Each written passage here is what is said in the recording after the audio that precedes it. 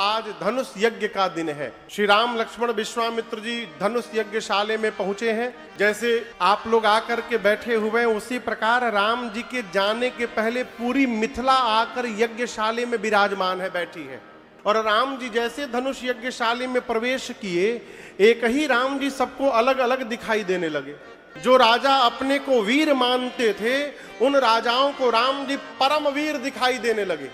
जो राजा असुर कपट का रूप धारण करके, नकली चेहरा लगा करके माया का और वहां आए थे, उनको राम जी उनका काल दिखाई देने लगे। जो राजा भगत थे, उनको राम जी उनके भगवान दिखाई देने लगे। ज्ञानी राजाओं को राम जी परम तत्व दिख रहे हैं। मिथिला के जितने नर नारी थे, उन लोगों को राम जी उनके अपने रिश्तेदार संबंधी दिखाई देने लगे। जनक जी और सुनैना जी को तो आपन लड़का जैसे दिखाई दे रहे हैं। गोस्वामी जी बोले, किसके किसके बारे में सुनाऊं। जैसे राम जी पहुंचे हैं, राम जी को देखकर जो जिस भाव में उतर रहा है, एहि विधि रहा जाहि जस भाव, सो तस देखेऊ कौशल राम। सब अपनी अपनी भावना के अनुरूप भगवान का दर्शन करते हैं। विश्वामित्र जी को जनक जी ने पूरे यज्ञशाले की रचना दिखाई। यहाँ पर ऐसे बना है, यहाँ पर ये बना है। खूब प्रशंसा करते हैं जनक जी महाराज। हमारे गुरु जी कहते हैं, हमारे महाराज श्री कहते हैं, बाबू कोई भी आदमी आपको यदि अपना घर, गाड़ी, ऑफिस, दुकान दिखाए तो खूब प्रशंसा करना, कमी मत निकालना। क्यों? उसके कान प्रशंसा सुनने के लिए ही दिखा रहे हैं। जैसे कोई आदमी नया कपड़ा पहन के आता है ना, नया कपड़ा, दिनेश भैया, जब नया कपड़ा पहना रहता है ना, तो पहनने के बाद जब निकलता है तो पूछता है कैसा लग रहा है। सबसे पूछेगा कैसा लग रहा है। क्यों? उसके कान प्रशंसा सुनना चाहते हैं।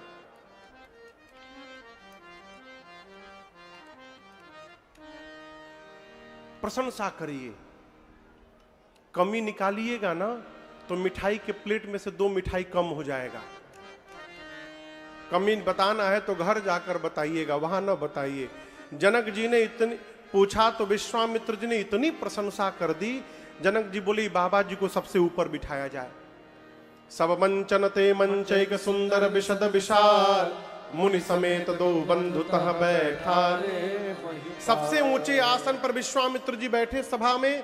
अगल बगल के छोटे छोटे आसन पर दाहिने तरफ राम जी, बाएं तरफ लक्ष्मण भैया बैठे। सीता मैया आई हैं जयमाल लेकर।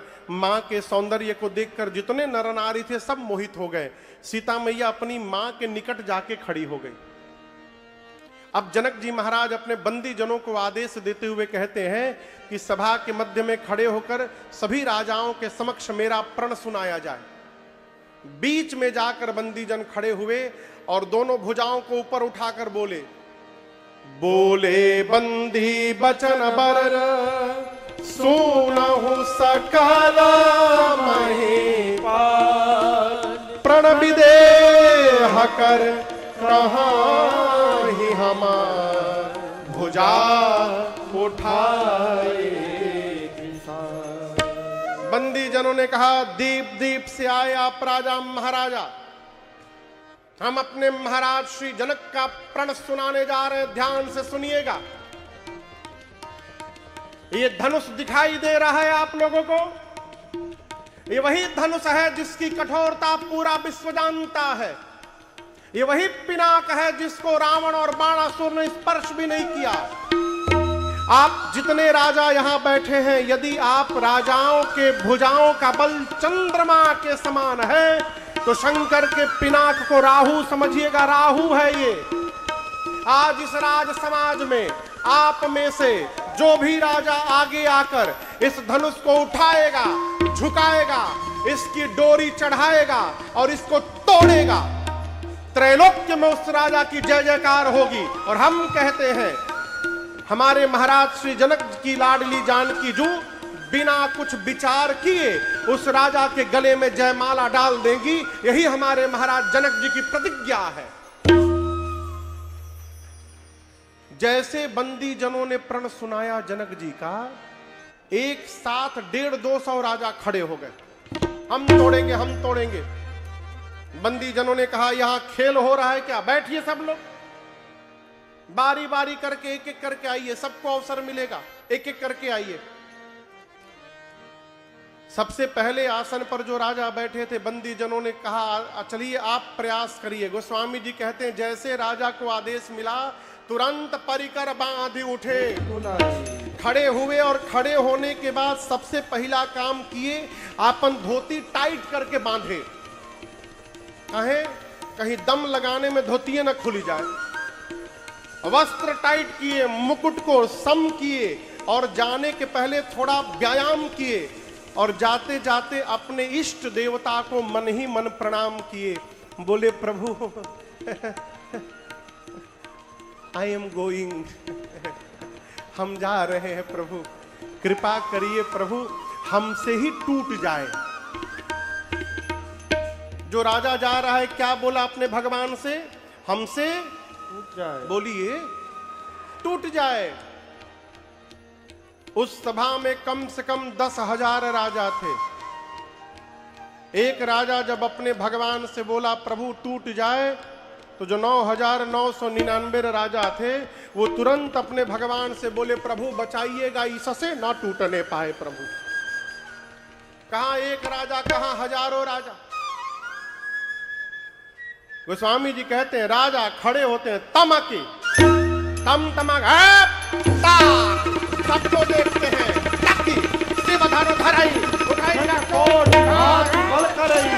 सर्व प्रकार यत्न करते हैं, बैठकर, लेटकर, घसीटकर।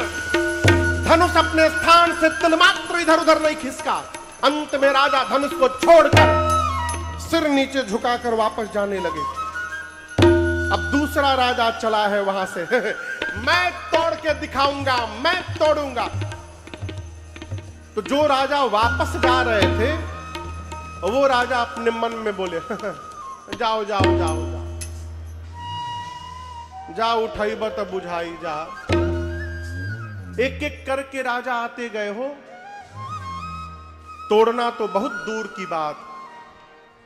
किसी भी राजा से धनुष तिल मात्र धरती से इधर उधर खिसका भी नहीं।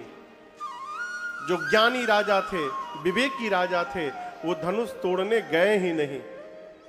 जब किसी से धनुष नहीं हिला तो राजाओं ने आपस में मीटिंग की। क्या मीटिंग की? मिल के तोड़ देते हैं, एक साथ सब लोग मिल के तोड़ देते हैं। एक राजा ने कहा मिल के तोड़ देंगे तो विवाह किसके साथ होगा। एक राजा ने कहा पहले टूटने दिया जाए, उसके बाद देख लेंगे, हम लोग आपस में युद्ध कर लेंगे और जो विजेता होगा उससे विवाह हो जाएगा। राजा बोले स्वीकार है। और गोस्वामी जी कहते हैं 10,000 राजा एक साथ ए जी भोपा सहसा दस कहे पारा, भोपा सहसा दस कहे पारा, लगे उठावन तरई नटारा, लगे उठावन तरई नटारा, लगे उठावन तरई नटारा।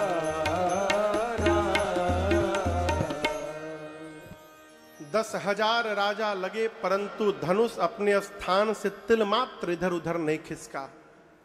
सभी राजा धनुष के हाथों अपनी कीर्ति, अपनी वीरता गंवा करके अपने सिर को नीचे झुकाकर अपने अपने आसन पर जाकर बैठ गए। जनक जी महाराज जब ये दृश्य देखे तो आवेश में आ गए, पूरा शरीर कांपने लगा। खड़े हो गए जनक जी।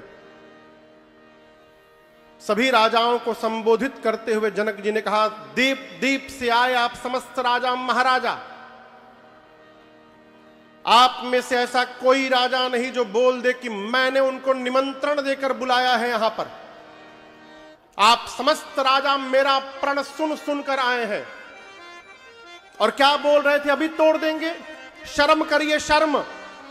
आप में से किसी भी राजा ने धनुष को तिलमात्र इधर उधर नहीं खिसकाया है। मेरी बेटी सुंदर है, यह कीर्ति जीवन में वर्ण करने योग्य है, परंतु आज मुझे पता चल गया ब्रह्मा ने इस धरती पर ऐसा किसी को बनाकर भेजा ही नहीं है जो इस कीर्ति को जीवन में धारण कर सके। कोई नहीं है धरती पर। आज के बाद सावधान, कोई भी राजा ये नहीं बोलेगा कि मैं वीर हूं। मैं जनक जान गया धरती वीरों से रिक्त हो चुकी है। क्या बैठे हो, किस लिए बैठे हो? विवाह का आस छोड़ो, अपने अपने घर वापस लौट जाओ। आज यदि मैं प्रण का त्याग करता हूं तो मेरी कीर्ति कलंकित हो जाती है।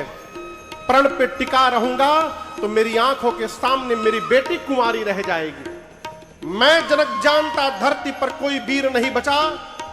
पूरी सभा सुन ले, ऐसी प्रतिज्ञा करके जगत में अपना उपहास कदापि नहीं होने देता। जब पहली बार जनक जी ने कहा कि आज के बाद अपने आप को कोई वीर नहीं बोलेगा, मैं जान गया धरती वीरों से रिक्त हो चुकी है, लक्ष्मण जी तिलमिला उठे। मैं लगे राम भैया, राम जी को देखने लगे। राम जी इशारा किए, शांत रहो शांत रहो शांत रहो, कुछ नहीं बोलना है, शांत रहो। राम जी इशारा किए तो लक्ष्मण जी क्रोध को पी करके बैठ गए, शांत हुए। अभी उनका क्रोध शांत ही हुआ था, तब तक जनक जी ने दूसरी बार ललकार दिया, जाओ जनते बिनु भट भूमि भाई, सब पन करी होते न हसाई। पहली बार आवेश आया तो लक्ष्मण जी राम जी को देखे थे, दूसरी बार ललकारा तो लक्ष्मण जी देखबे नहीं किए, कूद गए। गोस्वामी जी कहते हैं लक्ष्मण जी सुने, माखई लखन भाई भाव है, रज पड़ फरक है, होठ फड़फड़ाने लगे, बाहें टेढ़ी हो गई, नेत्र से मानो अंगार बरसने लगा। लक्ष्मण जी कूद पड़े। राम जी बोले क्या हुआ? लक्ष्मण जी बोले भैया क्षमा करिएगा, रघुवंश का एक छोटा सा बालक जिस सभा में पहुंच जाए, इस धरती पर किसी की क्षमता नहीं, बोल दे कोई वीर नहीं बैठा। आपके रहते आप विद्यमान है और जनक ने बोला कैसे कोई वीर नहीं रहता? आपके रहते कहे जनक जसी अनुचित बाने, कहे जनक जसी अनुचित बाने, विद्यमान रघुकुल मन जाने, विद्यमान रघुकुल मन जाने। सुनहु भानुकुल पंकज भानो, सुनहु भानुकुल पंकज भानो, कहो स्वभावन कछु अभिमानो, कहो स्वभावन कछु अभिमानो। जाओ तुम्हारी अनुशासन पावो, जाओ तुम्हारी अनुशासन पावो। कंद कैव ब्रह्मांड उठाओ, कंद कैव ब्रह्मांड उठाओ। अब काटे घट जिम डारो, काटे घट जिम डारो। मैं सकौ मेरु मूलक जिम तोरे, सकौ मेरु मूलक जिम तोरे। तव प्रताप महिमा भगवाना, तव प्रताप महिमा भगवाना। को बापुरो पिनाक पुराना, को बापुरो पिनाक पुराना। नाथ जानियस आयस हो, नाथ जानियस आयस हो। मैं कौतुक करो बिलो किए सो, कौतुक करो बिलो किए सो। कमल नाल मिठाप कहावो, कमल नाल मिठाप कहावो। जो जन सत प्रमाण लय धावो, जो जन सत प्रमाण लय धावो। जो जन सत प्रमाण लय धावो, जो जन सत प्रमाण लय धावो। तोरौ छत्र के दंड जिमि, तव प्रताप जो न करो प्रभु पद सपथ, कर न धरो धनु भार। लक्ष्मण जी बोले प्रभु आप विद्यमान हैं, आपके रहते जनक ने कैसे कह दिया धरती पर कोई वीर नहीं? आपके रहते ये सर्वथा अनुचित वाक्य है। आप बैठे रहिए भैया, आप केवल मुझे आज्ञा दीजिए। क्या कहा? कोई धनुष को नहीं उठा पाया। पूरी सभा सुन ले, धनुष क्या है? बच्चे जिस प्रकार गेंद उछालते हैं, मैं पूरा का पूरा ब्रह्मांड उछाल दूंगा। बच्चे जिस प्रकार कच्चे घड़े को फोड़कर हाथ से चूर्ण चूर्ण करते हैं, मैं ब्रह्मांड को चूर्ण चूर्ण कर दूंगा। खेत से बच्चे मूली जैसे उखाड़ कर लाते हैं, मैं सुमेरु पर्वत को छिन्न भिन्न कर दूंगा। केवल उठाऊंगा नहीं, उठाकर 100 योजन तक दौड़ कर दिखाऊंगा। और यदि मैं नहीं कर पाया प्रभु, आपके चरणों की सौगंध लेता हूं, लक्ष्मण अपने जीवन में कभी दोबारा धनुष बाण को हाथ में धारण नहीं करेगा। लक्ष्मण जी गरजे मिथिला में, धरती की गति देखिए। लखना सको वचन जे बोले, डगमगानी मही तेगज डोले, डगमगानी मही तेगज डोले, डगमगानी मही तेगज डोले। लक्ष्मण जी बोले प्रभु, कमल की नाल को बच्चे जिस प्रकार खंड खंड कर देते हैं, मैं धनुष को खंड खंड कर दूंगा। बरसात में उगे छत्र को बच्चे जैसे रौंद देते हैं, मैं धनुष को रौंद दूंगा। केवल उठाऊंगा नहीं, 100 योजन तक उठाकर दौड़ कर दिखा दूंगा। लक्ष्मण जी बोले, पूरी धरती कांपने लगी, राजाओं का आसन डोलने लगा।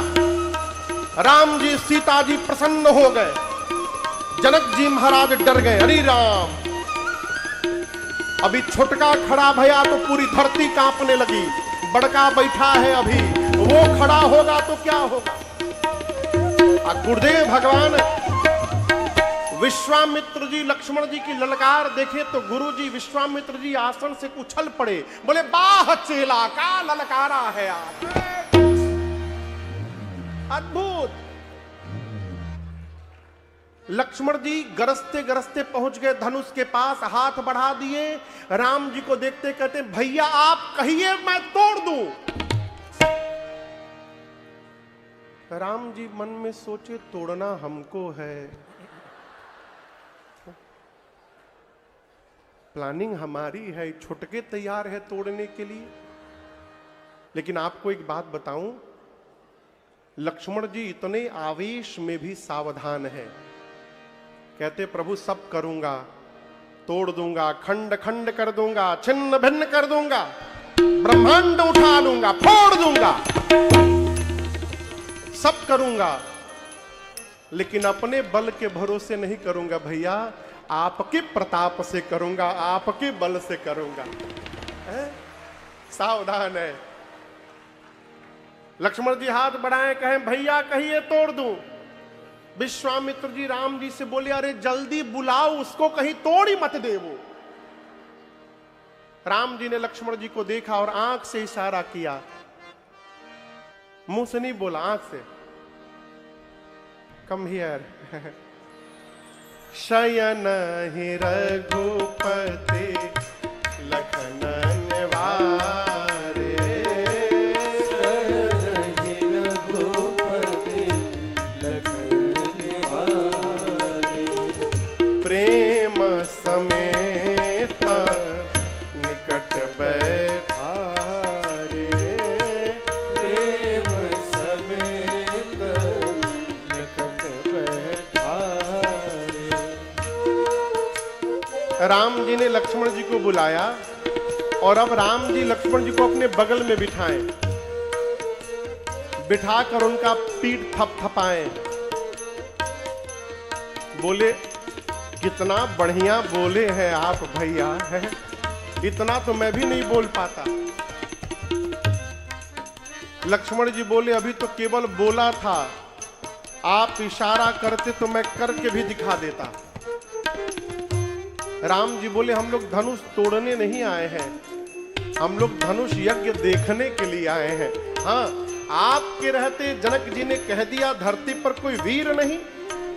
ऐसा उत्तर दिया है भाई साहब आपने कि आज के बाद जनक जी जब वीर शब्द सुनेंगे ना तो उनको केवल आपका ही चेहरा दिखाई पड़ेगा और कुछ याद नहीं आएगा। इधर विश्वामित्र जी विचार किए कि अब समय आ गया कि राम जी को भेजा जाए। राम को देखकर इशारा किया, उठहु राम भंजहु भव चापा, उठहु राम भंजहु भव चापा, एक उपाय जनक परितापा, एक उपाय जनक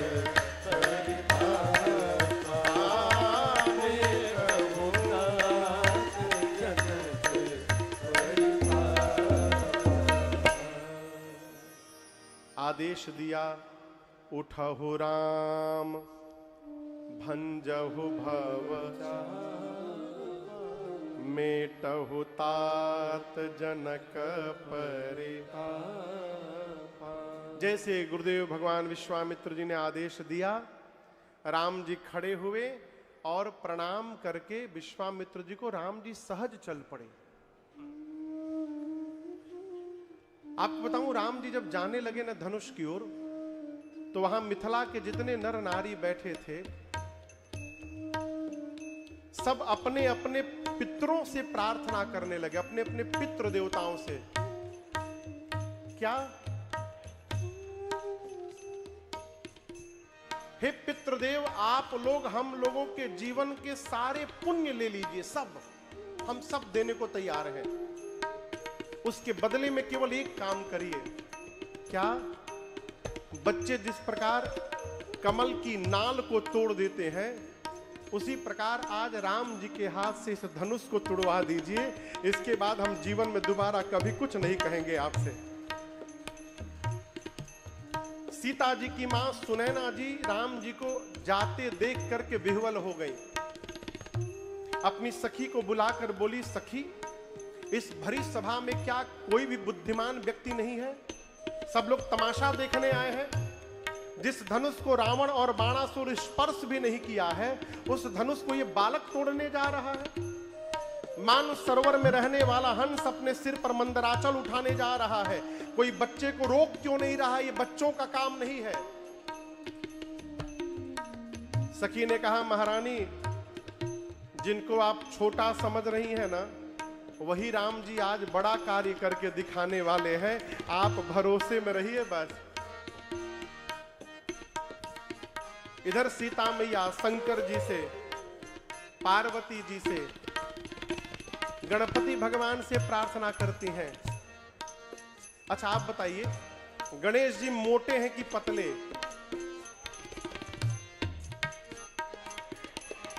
तो मोटे हैं तो भारी होंगे कि हल्के होंगे? लेकिन चलते किस पर है? मूसक पर। सीता मैया ने कहा, हे गणपति जी, आप कितने भारी हैं, लेकिन जब मूसक पर बैठते हैं तो हल्के हो जाते हैं। जैसे आप मूसक पर बैठते समय हल्के होते हैं, उसी प्रकार आज इस धनुष को हल्का कर दीजिए, जिससे प्रभु इसको सरलता से तोड़ सके। मां सबसे प्रार्थना करते करते अंत में धनुष से प्रार्थना करते हैं, हे धनुष देव, अब मुझे आपका ही भरोसा बचा है। सब कह रहे हैं कि आप बहुत भारी हैं। एक काम करिएगा, जैसे प्रभु आपके पास आवे, आप में जितना भार है, अपना सारा भार यहां जितने मूर्ख राजा बैठे हैं, इन मूर्खों के सिर पे रख दीजिएगा और मेरे प्रभु को देखते पुष्प जैसा हल्का हो जाइएगा। मां की व्याकुलता राम जी ने देखी और राम जी धनुष को देखने लगे। लक्ष्मण जी कहां हैं? गुरु जी के पास। राम जी धनुष के पास हैं। लक्ष्मण जी ने देखा कि भैया धनुष को देख रहे हैं, यानी उठाने वाले हैं। लक्ष्मण जी खड़े हो गए, अपने दाहिने पांव से धरती को दबा दिए, दबाकर कहने लगे, हे शेष नारायण दिक्पाल, सावधान हो जाइए शेष नारायण, भैया धनुष को उठाने वाले हैं। आप सभी लोग मिलकर धरती को पकड़ लीजिए, कहीं ऐसा ना हो जाए धनुष के साथ साथ धरती ही ऊपर उठ के चली आवे। धरती पकड़ के बैठ जाइए। पूरी सभा अब तक राम जी को देख रही थी, अब सभी लोग लक्ष्मण जी को देखने लगे। मिथिलावासी बोल रहे हैं, चल का रहा है, तोड़ने बड़का गया है, छोटका क्यों पांव से धरती दबा रहा है अपना। राम जी धनुष की परिक्रमा लगाए हैं। उसके बाद प्रभु ने धनुष को प्रणाम किया है। किसका धनुष है ये? शंकर भगवान का। तो धनुष के इष्ट भगवान शिव को प्रणाम किया। विश्वामित्र जी को प्रणाम करके आए हैं। धनुष के पास जाकर अयोध्या में बैठे गुरुदेव भगवान वशिष्ठ जी को मानसिक प्रणाम भगवान ने किया। और सबको प्रणाम करने के बाद राम जी धनुष के ठीक मध्य भाग में अपना कर ले जाके रखे।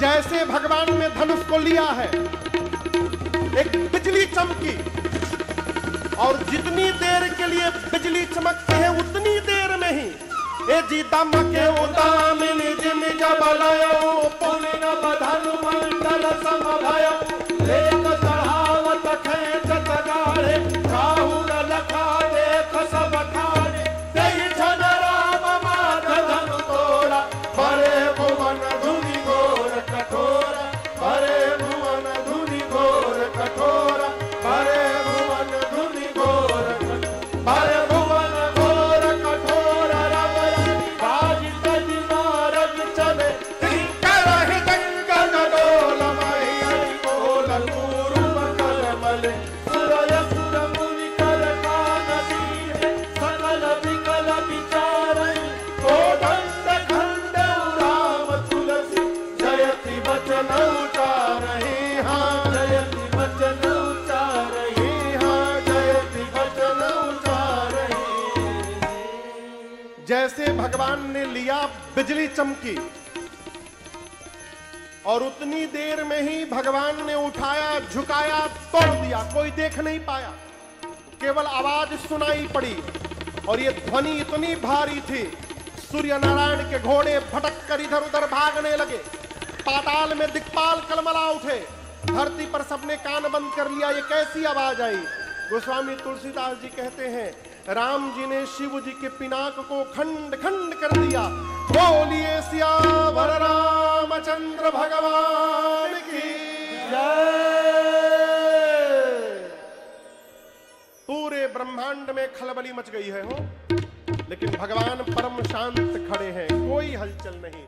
पूरी मिथिला में लोग कहते हैं भारी वाला धनुष टूट गया, भारी वाला धनुष टूट गया। अब सतानंद जी ने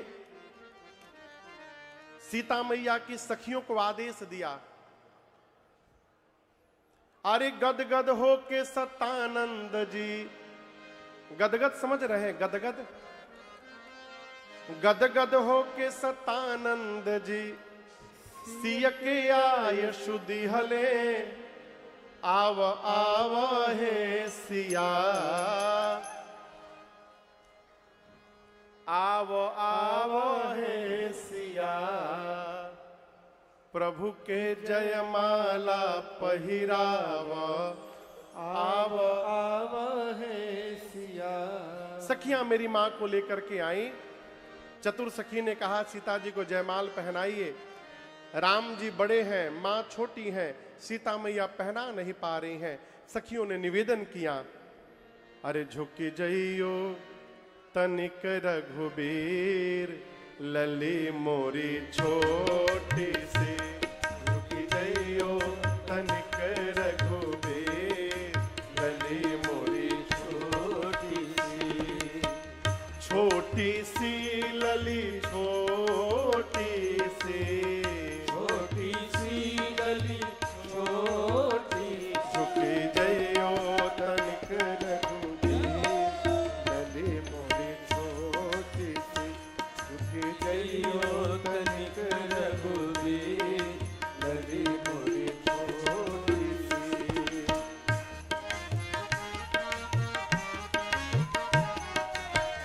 तुम ऊंचो कर पहुँचत नाही, तुम ऊंचो कर पहुँचत नाही, कर पहुँचत नाही, कर पहुँचत नाही, कर पहुँचत नाही, कर पहुँचत नाही, तुम ऊंचो कर पहुँचत नाही, तुम ऊंचो कर पहुँचत नाही, जो बनते हो बेटी, लली मोरी छोटी सी, झुकी जइयो तनिक रघुबीर, लली मोरी छोटी सी।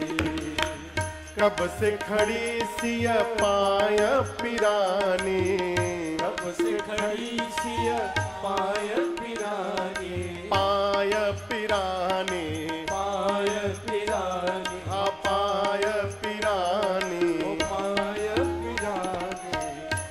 से खड़ी सिय पाय पिरानी, कब से खड़ी सिय पाय पिरानी। मन ना धरत मेरो धीर, लले मोरी पयोती से, जइयो तनिक रघुवीर, लली मोरी छोटी सी।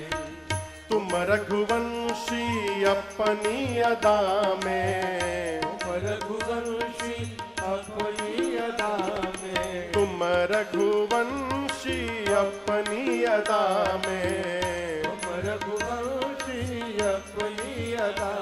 क्यों दया करो रघुबीर, लले मोरी छोटी सी, जइयो तनिक रघुवीर, लली मोरी छोटी। सखियां बोली, अरे दुल्हा के रंग आसमानी, लल के रंग बादामी, दुल्हा के रंग आसमानी, लल के रंग बादामी। अब दुल्हा के रंग आसमानी, लल के रंग बादामी, दुल्हा के रंग आसमानी, लल के रंग बादामी।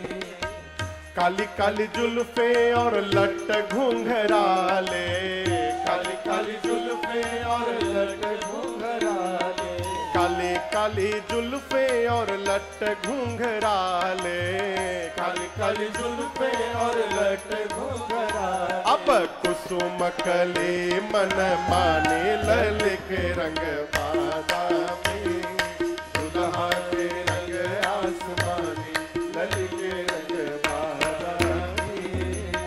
नन कजरारे अधर अरुणारे, नैन कजरारे अधर अरुणारे, अधर अरुणारे, अधर अरुणारे, अधर अरुणारे, अधर अरुणारे। नन कजरारे अधर अरुणारे, नैन कजरारे अधर अरुणारे। और मधुर मधुर मुस्कानी, लल के रंग बादामी, दुल्हा के रंग आसमानी, लल के रंग बादामी। प्रेम प्रमोद को बादल बरसत, प्रेम प्रमोद को बादल बरस, अरे बादल बरसत, बादल बरस, हाँ बादल बरसत, बादल बरसत। प्रेम प्रमोद को बादल बरसत। प्रेम प्रमोद को बादल बरस। अब सखी प्रेम रंग में रंगानी, लल के रंग बादामी, दुल्हा के रंग आसमानी, लल के रंग बादामी। गावही छवि अवलोकी सहेली, गावही छवि अवलोकी सहेली, सिय जयमाल राम उर मेली, सिय जयमाल राम उर मेली। अब मगन भई मिथिलानी, लल के रंग बादामी, दुल्हा के रंग आसमानी, लल के रंग बादामी, दुल्हा के रंग आसमानी, लल के रंग बादामी, दुल्हा के रंग आसमानी, लल के रंग बादामी। बोलिए दुल्हा सरकार की जय, सियावर रामचंद्र भगवान की जय, दुल्हन महारानी की जय। मां ने प्रभु के गले में जयमाल पहनाया। धरती आकाश से वाद्य बजने लगे, सखियां मंगल गान गाने लगी। बाबा कहते हैं पुर और व्योम बाजने बाजे, पुर और व्योम बाजने बाजे, खल भय मलिन साधु सब राजे, हल भय मलिन साधु सब राजे। नाचहि गावहि विबुध बधोटे, नाचहि गावहि विबुध बधोटे, बार बार कुसुमांजलि छोटे, बार बार कुसुमांजलि छोटे। जहाँ तहाँ विप्र वेद धुन करही, जहाँ तहाँ विप्र वेद धुन करही, वंदे बिरुदावली उच्चरहि वंदे बिरुदावली उच्चरहि करहि आरती पूरन नारी करहि आरती पूरन नारी देहि निछावरि बीत बिसारी देहि निछावरि बीत बिसारी